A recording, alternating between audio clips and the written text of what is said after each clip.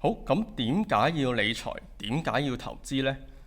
大部分人呢唔投資嘅原因，都係因為覺得投資嘅風險就比較大啦，怕蝕錢，又或者冇錢就唔使理財，咁樣呢，其實係會直接錯失咗財務自由嘅第一步嘅。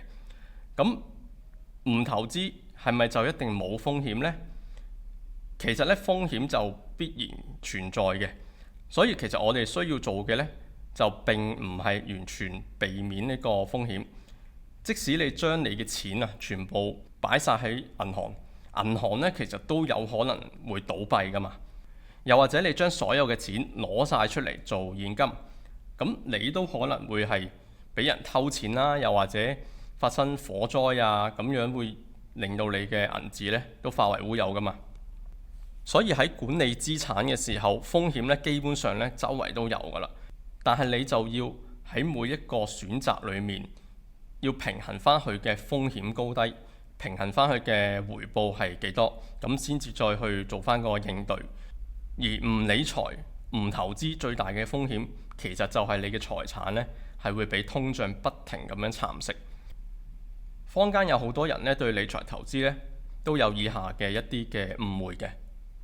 冇好多嘅錢就唔需要理財。相信唔少人呢都覺得自己冇錢啦，只係一個普通嘅打工仔，咁就所以係唔需要理財嘅。投資對佢嚟講係一個比較遙遠嘅事嚟嘅。其實理財呢，就係為咗未來嘅開支而延遲咗目前嘅開支。就算係儲蓄啦，將呢個現金存入銀行去收取呢個利息呢，其實都係一個理財投資嘅一種嚟嘅。咁而每個人都應該要去儲錢，應付一啲突如其來嘅需要嘅。咁呢啲其實都係視乎翻每一個人嘅情況，咁就少有少做，多有多做嘅啫。唔係話普通打工仔呢，就係真係唔關事嘅。好，第二，咁係咪只要慳錢就可以變成有錢人呢？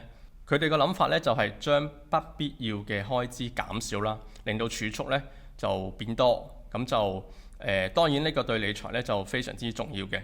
咁但係單單慳錢其實亦都唔會令到你財富變得多好多嘅。咁現金呢，因為其實係會因為通脹嘅原因呢，就變得冇咁襟使啊。要做好呢個理財規劃同埋呢個投資，先可以令到個資產增值呢可以對抗呢個通脹嘅。第三，投資即係等於炒股票。投資其實就有好多種嘅，你可以因應翻自己嘅投資目標啦，風險承受嘅程度去選擇嘅。咁以保本為主嘅話呢，可以選擇定期存款啦，買債券啦。想進取一啲嘅話，可以選擇股票比重多一啲嘅理財組合，唔一定係短炒嘅。你買入一啲優質嘅藍籌股啦、公用股啦，或者係呢個 ETF 啦，即係長揸收息，其實都係一個理財方案。咁其實有好多選擇嘅，咁睇下你會唔會係踏出第一步嘅啫。第四就係啲人覺得打工一定可以穩陣賺錢。咁喺香港生活呢，我哋就一出世開始呢，就已經有人同我哋講我哋嘅人生嘅道路點樣行啦。我哋其實係要乖乖咁樣讀書啦，因為根據我哋嘅成績呢，就會決定咗我哋將來嘅職業。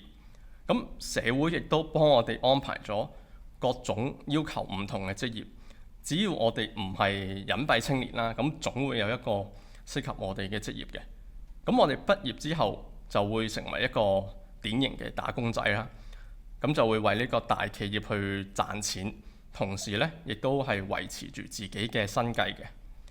但係你有冇諗過，無論你係做呢個職場上嘅咩工作，賺幾多錢都好啦，只要你仍然係處於單次售賣時間嘅模式裏面，你永遠呢就只能夠繼續留喺打工嘅無限循環裏面嘅。簡單啲講呢，其實即係話你喺一個時間裏面，你只可以賺一份嘅錢。我哋每一日呢去返工啦，就將一段時間呢就賣咗俾間公司，冇辦法重複出售同一段時間嘅勞力，亦都冇辦法去放大你嘅工作價值。更加重要嘅係，無論你喺公司工作裏面付出咗幾多都好啦，得到啲乜嘢嘅成果，全部嘅利益、全部嘅使用權都係唔係真正屬於你嘅，而係屬於公司嘅。咁我哋只可以得到短期利益嘅一小部分。一旦你離開咗呢間公司，你所建立嘅一切成果呢，即刻就與你無關㗎啦。換句話說，你過去嘅成就呢係冇辦法去累積，所以你會發現，無論你嘅月薪係2萬又好、4萬又好，雖然後者嘅工作期間嘅生活質素呢可能會係較高啦，但係佢哋都係屬於同一個階層。如果佢係離開咗呢份工作，就即刻已經冇咗任何嘅收入啦。咁呢個理論係話咗俾我哋聽，職場呢只係我哋賺錢過程裡面一個成長嘅階段嚟嘅啫。你要識得賺多啲錢呢，就要將啲錢去滾大佢，確保將來嘅生活質素嘅。